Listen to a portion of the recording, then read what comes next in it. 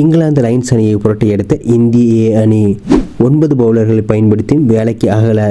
இந்தியாவுக்கு எதிரான 5 டெஸ்ட் போட்டிகள் தொடரில் விளையாடுவதற்காக இங்கிலாந்து அணி தற்போது சுற்றுப்பயணம் மேற்கொண்டுள்ளது. இந்த தொடருக்கு ஆயத்தமாகும் வகையில் இங்கிலாந்து லைன்ஸ் அணி தற்போது 2 நாள் பயிற்சி ஆட்டம் ஒன்றிலும் 4 நாள் பயிற்சி ஆட்டம் ஒன்றிலும் பங்கேற்கிறது. இதில் 2 நாள் கொண்ட பயிற்சி ஆட்டத்தில் இந்திய ஏ அணியும் இங்கிலாந்து லைன்ஸ் அணியும் மோதியது.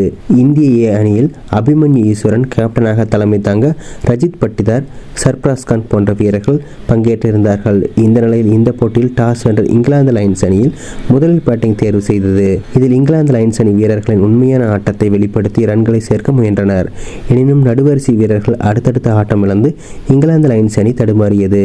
எனினும் டான் மோட்ஸ்லி அதிகபட்சமாக 62 ரன்களும், ஒலி ராபின்சன் 45 ரன்கள் எடுக்க இங்கிலாந்து லைன்ஸ் அணி 51.1 ஓவர்களில் 233 ரன்களுக்கு அனைத்து விக்கெட்டுகளையும் இழந்தது. இந்திய ஏ பந்து வீச்சாளர் தரப்பில் சுழற்பந்து வீச்சாளர் மனோவ் சுதர் 3 விக்கெட்டுகளையும், ஆகாஷ் தீப் 2 விக்கெட்டுகளையும் கைப்பற்றினார். இந்த நேரத்தில் இந்திய ஏ அணி தங்களுடைய முதல் இன்னிங்ஸில் விளையாடியது. கேப்டன் அபிமன்யு ஈஸ்வர் 32 ரன்கள் எடுக்க ரஜித் பட்டிதார் அபாரமாக விளையாடி சதம் விளாசினார். தமிழக அணிக்காக விளையாடி வரும் பிரதோஷ் பால் 21 ரன்கள் எடுக்க சர்பராஸ் கான் அபாரமாக விளையாடி 96 ரன்கள் சேர்த்து பெவிலியன் திரும்பினார்.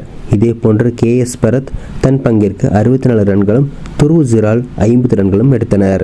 இதன் மூலம் 91 ஓவர்களின் முடிவில் இந்திய ஏ அணி 8 விக்கெட்டுகள் இழப்பிற்கு 462 ரன்கள் எடுத்தது. இந்த போட்டியில் இங்கிலாந்து லைன்ஸ் அணி வீரர்கள் 9 பவுலர்களை பயன்படுத்தி இந்திய ஏ அணி விக்கெட்டுகளை எடுக்க முயற்சி செய்தனர்.